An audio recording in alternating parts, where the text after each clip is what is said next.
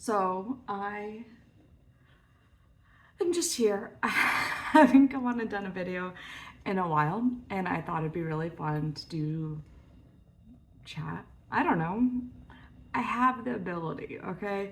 The kids are both in school right now for I get an hour and a half every morning with the kids at school. And so right now I'm prepping some lunch and finishing up my coffee and wanted to say hi. So hi, how you doing? Drinking some coffee.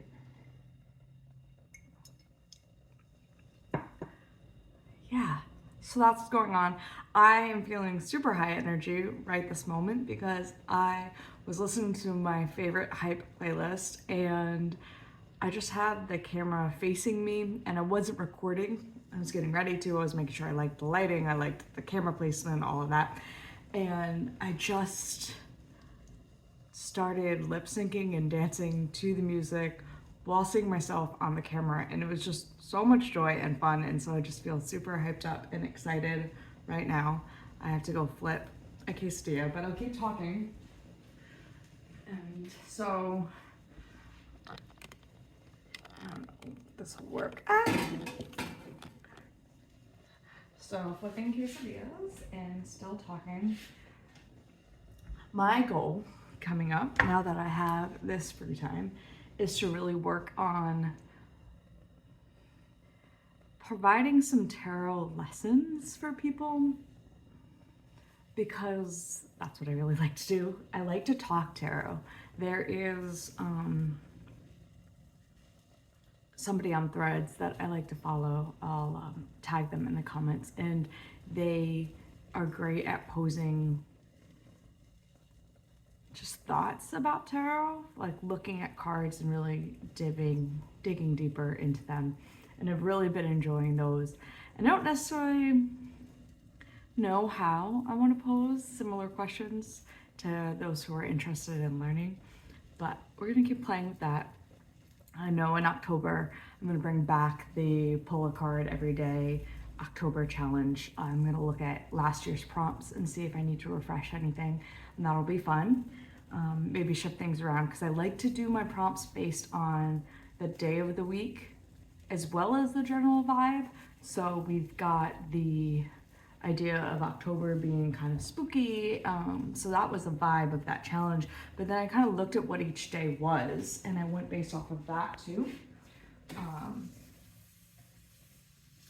Because I like to consider tarot in an entirety to what your day is, and each day has a planetary significance to it. So today is Wednesday that I'm recording this, and Wednesdays are all about communication because it's Mercury, so it's short distances and communication, travel in short distances, your community, what does that look like, sharing information. And so when I created the challenge, it was like, okay, on Wednesdays, let's make sure that we're pulling that has something to do with communication and sharing information. Versus like Thursdays are Jupiter days, so it's all about abundance and expansion and showing up really big in the world. And so then it's like, okay, on Thursdays, within the spooky theme, let's also consider abundance and how can we become more abundant or bigger in this way. And so I really like that and making sure to play around with that when I have a monthly challenge, because it's like, okay, so the theme overall is this, and then it's like, well, how do I find those questions I really want to ask within it? So, which made me remember when I do my tarot course, I should be doing a little segment on asking the right questions, because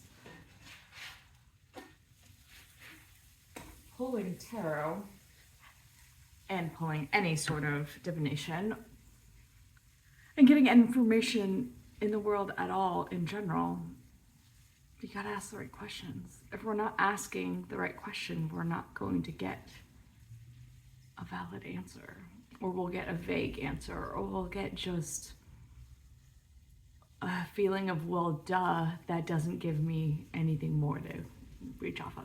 And a big part of that is, what questions are you asking? If you're just saying, hey, am I gonna have a good day today? And then you get like the Three of Swords, it's like, well, shit, that doesn't look like a good day. But what if it's like, how can I avoid a moment? How can I make sure it's how questions instead of what questions? So what is happening is different than how can I do this, right? Because how questions are actual actions you can take, right? How do I do this? I guess there's some what. You can say, what can I do to have the best day? And if you get the Three of Swords, it's like, well, let's avoid speaking about things or taking things too literally to our heart, right? It's different. That feels different, right? So this, I don't know what this is. I don't know if this was just me starting to talk and feeling good about it. I don't know if this turns into one of those luxurious live streams and I just put this on YouTube and it's like my little daily vlog on tarot thoughts. I kind of like that. Maybe I'll be doing that. But this is just kind of my hodgepodge of, hello, welcome to my kitchen. I have a chance to just speak while I'm prepping lunches, so I'm doing that. And just sharing my thoughts out loud, because for me, that's probably what I miss the most. Being here, doing this is so much fun. I really enjoy spending time with my kids. But to be honest, the thing I miss the most is just having fun, inquisitive conversations with people on a regular basis. And yes, my kids can provide some sort of inquisitiveness, but it's not the same. That was a big part of what I loved as being an engineer, was asking the questions of what people were going through and how, which is why I know I'm working towards a one-on-one container where you can work with me as you learn tarot, and I can ask you questions like, let's say you pull a card every day like I do with my coffee, as a way to get to learn your deck and really start to embody it, right? And then you get to say, hey, my daily card today was a Three of Swords. I don't know why that keeps popping up for me right now, but obviously somebody needs to know more about the Three of Swords. So you're like, wow, my card today was the Three of Swords. What do we think that means? And it's like, okay, well, what does it mean for you? So we know that swords are thoughts, and we see the three piercing the heart, right? And so then it's like, okay, the Three of Swords is heart piercing. Cool. Well, when you go about your day today, let's keep that in mind, so that if something pops up and you suddenly are taking something to heart more than you think you really would normally, maybe somebody says something and you feel more reactive than normal, that's a big indicator that that Three of Swords is kind of like a, hey, pay attention, because it seems like they're taking this to mean something more than it actually is, right? That thing that was said to you hurts, but does it hurt because they meant for it to hurt? Does it hurt because something else, it triggers some other thought in your head that you need to pay attention to? Like, what is it that caused it to be a painful situation? If this was a different day, would it have hurt as much? Is there something else going on around you? And so all of those things can play into why that card keeps showing up. And then it showed up in the morning for you to actually be aware of it as you go about your day, right? Oh, the Three of Swords is here to say like, hey, this hurt, but did it need to? This hurt, is it something you're gonna take personally? Or is it something that you're gonna breathe through and know like, hey, the actual emotion of being hurt really only should last a little bit of time, why am I ruminating on it now? What is it here to teach me? What can I gain from this? And then it gives you that place to pivot from. And so if we were in our one-on-one container and you were like, oh, so I don't know what this means, and then I could, let's throw some thoughts out there and then check back the next day, because that's really key, right?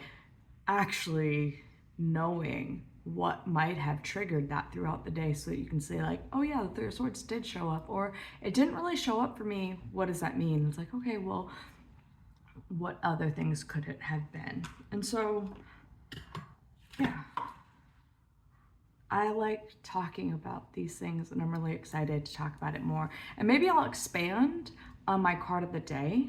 Like today's card was the Hanged Man, okay?